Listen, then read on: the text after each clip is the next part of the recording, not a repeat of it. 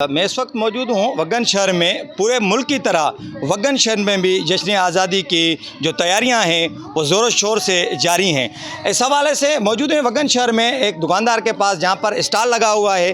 पाकिस्तानी परचम के स्टॉल लगे हुए हैं, पाकिस्तानी बेज के स्टॉल लगे हुए हैं। और यहाँ पे छोटे छोटे जो बच्चे, नन्हे जो बच्चे हैं, उनके गालों पर टैटू भी बनाया जा रहा है, पाकिस्तानी परचम बनाया जा रहा है। इस हवाले से दुकानदार से बात करते हैं कि मजीद उनका क्या कहना है। जी अस्सलाम वालेकुम। वालेकुम सलाम भाई। ये तैयारियां कैसे चल रही हैं? और धूमधाम से चल रही है तैयारी जी, तो ये पाकिस्तान के लिए सब पूरे अच्छी तरह से चल रही है। बच्चे ज़्यादा खरीदार हैं या बड़े भी आ रहे हैं? बच्चे ज़्यादा खरीदा रहे हैं, ज़्यादा फ्री में ठप्पा लगा रहे हैं, गिट्टे पे लगा रहे हैं, सब इसी तरह से लगा रहे हैं फ्री में।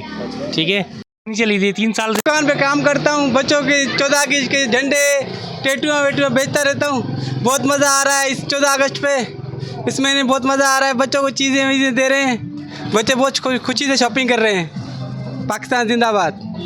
और दुकानदारों की आपने गुफ्तगू सुनी कि पिछले साल से इस साल में जो ख़रीदारी है वो ख़रीदारी में इजाफ़ा हुआ है। और पिछले साल में ये जो माल था हमारा वो पड़ा हुआ था। इस दफ़ा इस साल में 1 अगस्त से लेके आज तक जो है माल बिक रहा है और ग्राहक जो है ज़्यादा आ रहे हैं, बड़े तो बड़े और छोटे छोटे भी आ रहे हैं। कैमरामैन ज़फ़र बलोच के साथ एहसान अली टोटानी, मैदान न्यूज़, वग्गन।